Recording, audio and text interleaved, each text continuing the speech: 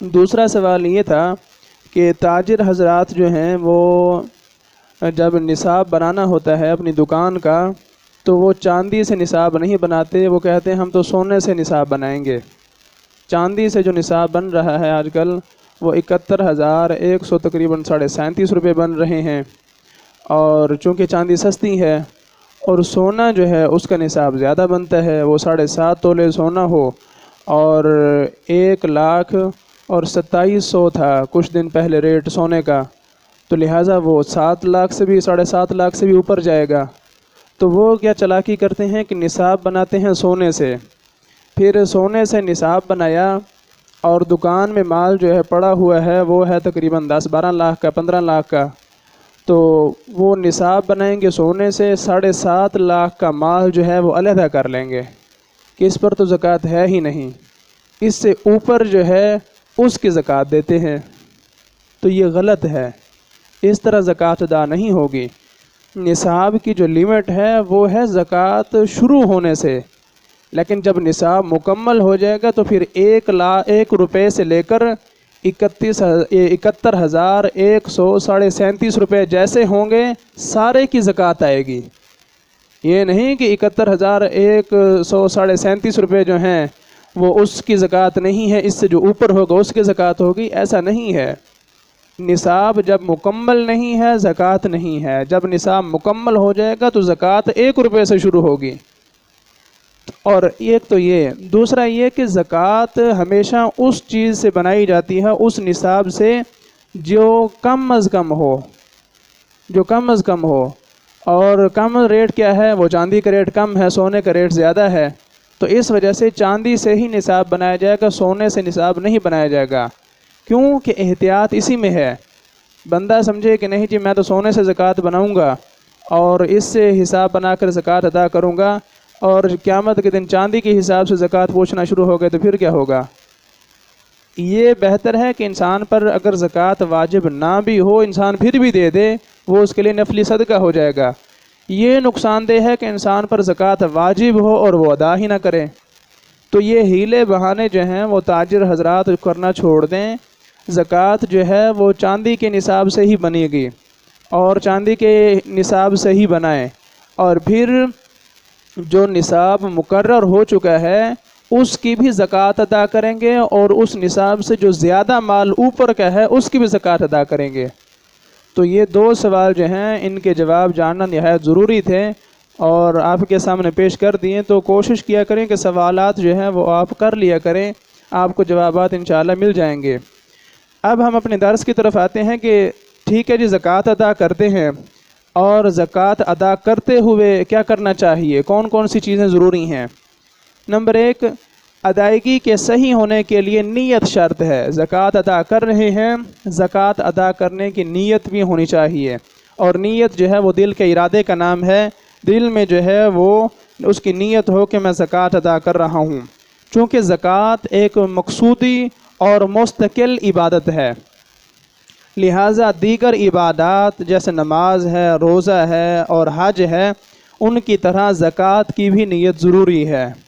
یہ ایک مقصودی اور مستقل عبادت ہے، اس وجہ سے اس کی نیت کی جائے گی، اور نیت دل کے ارادے کا نام ہے۔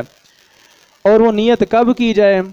جب فقیر کو ادا کرے اس وقت نیت کر لے، زکوٰۃ ادا کر رہا ہے، فقیر کو جب دے رہا ہے دل میں یہ ارادہ کر لے کہ میں زکوٰۃ ادا کر رہا ہوں، یا وکیل کو دینے کے وقت جو ہے وہ نیت کرے کہ زکوٰۃ کا نصاب بن گیا ہے، زکوٰۃ کا مال علیحدہ کر لیا ہے، اب یہ کسی ملازم کو بھیج رہا ہے، کسی وکیل کو بھیج رہا ہے کہ جاؤ یہ زکوٰۃ غریبوں میں تقسیم کراؤ،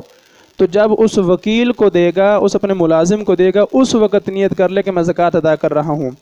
یا اس وقت ہو جب واجب مال کو الگ کر لیا ہے کہ حساب بنایا ہے اتنی زکوٰۃ بنتی ہے، اتنا مال علیحدہ کر کے رکھ دیا ہے، اس وقت بھی نیت کر لے تو یہ بھی ٹھیک ہے۔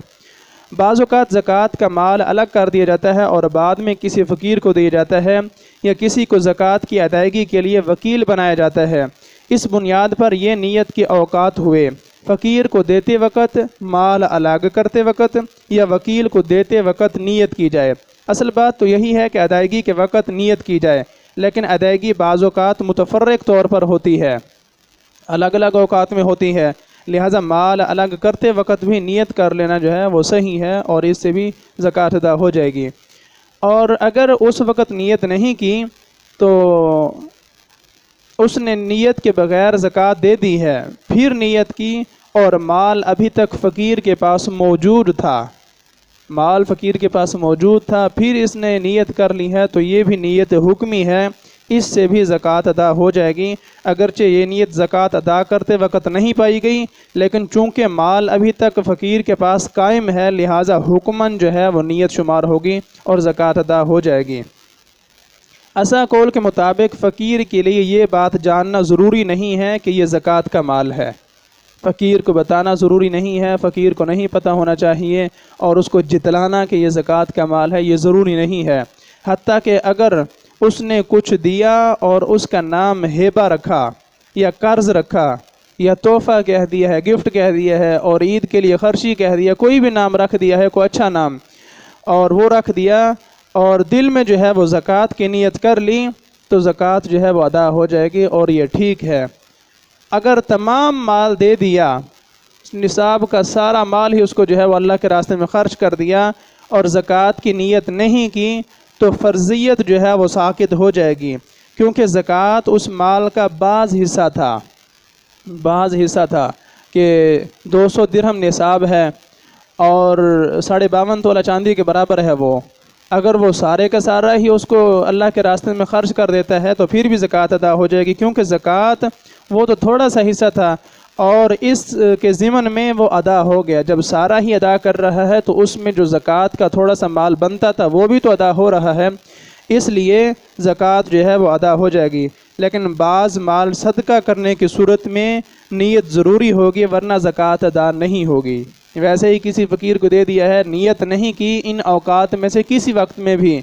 اور فقیر کو دیا ہے، فقیر نے جا کر خرچ کر دیا ہے، اب وہ ختم ہو چکا ہے، اب یہ بعد میں نیت کرے گا تو زکوٰۃ ادا نہیں ہوگی، زکوٰۃ دوبارہ دینا پڑے گی، زکوٰۃ دوبارہ دینا پڑے گی۔ اگر فقیر کو مال دیا، فقیر نے فوراً خرچ کر لیا، اس وقت اس نے نیت ہی نہیں کی